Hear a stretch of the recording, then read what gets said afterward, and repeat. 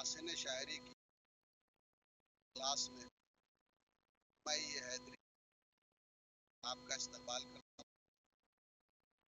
اس وقت مجھے جس صنعت پہ بات کرنی ہے وہ حسن تعلیم۔ حسن کے معنی آپ سب واقف ہیں، تعلیل کے معنی ہیں علت بیان کرنا، سبب بیان کرنا۔ تو حسن تعلیل کا مطلب ہوا لغت کے اعتبار سے کسی چیز کے واقع ہونے کا کوئی خوبصورت بیان، کوئی خوبصورت سبب بیان کرنا۔ اصطلاح شاعری میں اس کا مطلب یہ ہے کہ کسی چیز کے واقع ہونے کے سلسلے میں ایسا سبب بیان کیا جائے جو واقعی نہ ہو، بلکہ اس میں کوئی شاعرانہ جدت یا نزاکت شاعر نے اپنے کلام میں پیش نظر رکھی ہو۔ اس طرح کی صنعت کو ہم حسن تعلیل کہیں گے۔ مثال کے طور پر غالب کا بڑا مشہور شعر، سب کہاں کچھ لالو گل میں نمایاں ہو گئیں، خاک میں کیا صورتیں ہوں گی کہ پنہاں ہو گئیں۔ میں نے جو شعر آپ کے سامنے پیش کیا، اس شعر میں لالو گل کے حسن کا سبب شاعر نے یہ بیان کیا ہے کہ زمین میں ایک سے ایک خوبصورت ہستیاں دفن ہیں، ان کی بنا پر یہ حسن جو ہے وہ لالو گل میں پیدا۔ ظاہر سی بات ہے کہ لالو گل کا حسن ان ہستیوں کی وجہ سے نہیں، تو یہ واقعی سبب نہیں ہے، بلکہ ایک شاعرانہ جدت اور ندرت ہے جو غالب نے اس شعر میں رکھی ہے۔ یا انیس کا بڑا مشہور شعر ان کے مرثیے کا کہ پیاسی جو تھی سپاہ خدا دین رات کی، ساحل پہ سر پٹکتی تھی موجے فرات کی۔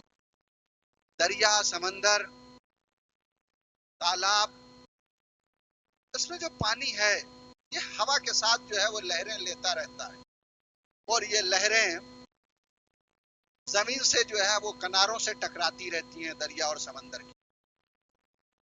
جہاں پانی کی لہروں کے زمین سے یا سمندر کے کنارے سے یا دریا کے کنارے سے ٹکرانے کو شاعر کیا کہہ رہا ہے کہ حسین کے اصحاب پیاسے ہیں اس لیے یہ ٹکرا رہی، تو اصل میں تو وہ ہوا کی لہر کی وجہ سے جو ہے وہ ٹکراتی ہیں، لیکن شاعر نے اس کا ایک اور ہی سبب بیان کیا۔ وہ سبب کیا ہے کہ امام حسین اور ان کے اصحاب پیاسے ہیں، لہذا دریا کی یہ لہریں خیمے تک جانے کے لیے بے چین ہیں۔ تو یہ شاعر نے جو علت بیان کی ہے یہ خوبصورت علت ہے، اسی کو حسن تعلیل۔ حسن تعلیل کے بعد اب مجھے بات کرنی ہے لفظ و نشر۔ لفظ کے لفظی معنی ہیں لپیٹنے کی، نشر کے معنی ہیں پھیلانے کی۔ اصطلاح شاعری میں لفظ و نشر کا مطلب یہ ہے کہ پہلے کچھ چیزیں ایک ترتیب سے بیان کی جائیں، جب کچھ چیزیں جو ہے وہ ایک ترتیب سے بیان کی جائیں گی تو انہیں لفظ کہا جائے گا۔ اس کے بعد انہی چیزوں کی ترتیب کے اعتبار سے ان کے مناسبات بیان کیے جائیں، یا چیزوں کی جو ترتیب ہے اس ترتیب کے برعکس مناسبات جو ہے وہ بیان ہوں کسی اور ترتیب کے اعتبار سے، تو اس کو نشر کہتے ہیں۔ اب اگر نشر جو ہے وہ لفظ کی ترتیب کے مطابق ہو، یعنی چیزیں جس ترتیب سے بیان ہوئی ہیں مناسبات اسی ترتیب سے بیان ہوں، تو ہم اسے لفظ و نشر مرتب کہیں گے۔ اب لفظ و نشر مرتب کی مثال کہ ابرو نے فضا نے نگہ یار نے یارو، بے رتبہ کیا تیغ کو خنجر کو سنا کو۔ اس شعر میں ابرو کے مناسب تیغ، فضا کے مناسب خنجر اور نگاہ کے مناسب سنان ہے۔ تو پہلے مصرے میں پہلے ابرو آیا، پھر مزاح آیا، پھر نگاہ آئی تیسرے نمبر پہ۔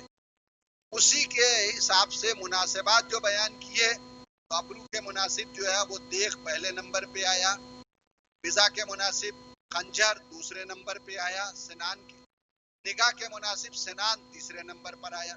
تو اس طرح یہ جو شعر تھا یہ لف و نشر مرتب کی مثال تھا. کیا دوسرا شعر، تیرے رخسار و قد و چشم کے سب ہیں عاشق زار، گل جدا سرف جدا نرگس بیمار جدا.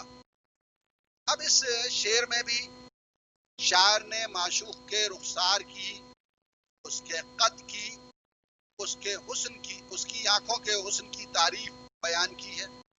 اب رخسار کے مناسب وہ گل لایا، قد کی مناسبت سے اس نے جو ہے وہ سرو استعمال کیا، اور چشم کی مناسبت سے نرگس بیمار استعمال کیا.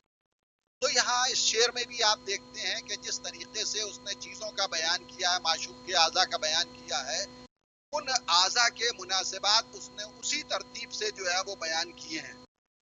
تو یہ بھی جو ہے وہ لف و نشر مرتب کی مثال ہے شعر. اب اگر نشر لف کی ترتیب کے اکارڈنگ نہ ہو، مطابق نہ ہو، یعنی جو چیزیں بیان کی گئی ہیں ان چیزوں کے مناسبات ان چیزوں کی ترتیب کے اعتبار سے بیان نہ ہو، تو اسے لف و نشر غیر مرتب کہا جائے گا. مثال کے طور پر پھر ایسا ہی شعر جو ہے وہ میں سناتا ہوں جس میں معشوق کے حسن کا بیان ہے کہ کبھی جو زلف اٹھاوے تو منہ نظر آوے. یہاں جو ہے وہ زلف اور منہ کا بیان ہے، چہرے کا بیان ہے. اب زلف کی مناسبت سے جو ہے وہ رات یا شام کا ذکر ہوگا، اور رخ اور منہ کی مناسبت سے جو ہے وہ دن اور صبح کا ذکر ہوگا. دوسرے مصرے میں اس نے جو ہے وہ صبح اور شام کا لفظ استعمال کیا ہے. تو وہ کہتا ہے اسی امید پر گزری ہے صبح و شام ہمیں. تو پہلے اس نے جو ہے وہ زلف استعمال کیا تھا، بعد میں منہ رکھا تھا، لیکن جب جو ہے وہ دوسرے مصرے میں ہم دیکھتے ہیں تو زلف کے مناسب جو شام ہے وہ بعد میں آئی ہے، اور منہ کے مناسب جو صبح ہے وہ پہلے آئی ہے. تو یہ لف و نشر غیر مرتب کی مثال ہے. اب اسی طرح جو ہے وہ آپ تیسرا شعر دیکھیں اس کا، جو آج اس صنعتوں کے سلسلے کی تیسری صنعت جو مجھے آپ سے ڈسکس کرنی ہے وہ ہے تجاہل عارفانہ. تجاہل جہل سے بنا، عارفانہ عرفان سے بنا. تو تجاہل کے معنی جو ہے وہ انجان بننا، جاہل رہنا، عارفانہ یعنی پہچان کے. تو اب تجاہل عارفانہ کی جو ترتیب ہے یا ترکیب ہے، اس کے معنی ہیں جان بوجھ کے انجان بننا. لغوی معنی یہی ہے، یعنی علم کے باوجود لا علمی کا اظہار کرنا، جانتے ہوئے یہ ظاہر کرنا کہ میں کچھ نہیں جانتا. آخر اس سے جو ہے وہ فائدہ کیا ہے؟ اس صنعت کی ضرورت کیا ہے؟ شاعر کیوں جو ہے وہ جان بوجھ کے انجان بنتا ہے؟ اصل میں شاعر جو ہے وہ جان بوجھ کے انجان بننا اس لیے پسند کرتا ہے کہ اس کے ذریعے شاعر اپنے کلام میں مبالغے کا پہلو پیدا کرنا چاہتا ہے. مبالغے کا پہلو پیدا کرنے کے لیے وہ شعر میں جو ہے وہ ایسا ظاہر کرتا ہے کہ جیسے وہ انجان ہے، جان بوجھ کے انجان بن جاتا ہے، اور اپنے منہ سے بات نہ کہہ کر وہ اس موضوع کے سلسلے میں مخاطب سے کوئی بات کہلواتا ہے، اور اس میں جو ہے وہ مبالغے کا پہلو جو ہے وہ پیدا ہوتا ہے. مثلا صنم کہتے ہیں تیرے بھی کمر ہے، صنم کہتے ہیں تیری بھی کمر ہے، کہاں ہے کس طرح کی ہے کدھر ہے. اس شعر میں شاعر کمر کی موجودگی سے انجان بن کر کمر کی نزاکت میں مبالغہ پیدا کرنا. یا یہ شعر دیکھیں کہ نہ ہم سمجھے نہ آ پائے کہیں سے، پسینہ پوچھیے اپنی جبی سے. یہاں بھی شاعر جو ہے وہ ندامت، معشوق کی ندامت کو جو ہے وہ ظاہر کرنے کے لیے انجان بن رہا ہے. کہتا نہ ہمیں جو ہے وہ یہ معلوم ہے کہ آپ کہیں سے آئے، نہ ہمیں جو ہے وہ یہ سمجھ آیا، اور نہ آپ واقعی کہیں سے آئے. تو یہ کیا ہے؟ یہ اصل میں جو ہے وہ مبالغہ پیدا کر کے اس حقیقت کو جو ہے وہ ظاہر کرنا چاہتا ہے کہ آپ جو ہے وہ کہیں سے آئے ہیں، ہمیں احساس ہے، آپ کیوں شرمندہ ہو رہے ہیں. اس طرح وہ جان بوجھ کے جو ہے وہ انجان بنتا ہے، اور جو ہے وہ شعر میں مبالغہ پیدا ہوتا ہے، اور اسی کو جو ہے وہ تجاہل عارفانہ کہا جاتا ہے.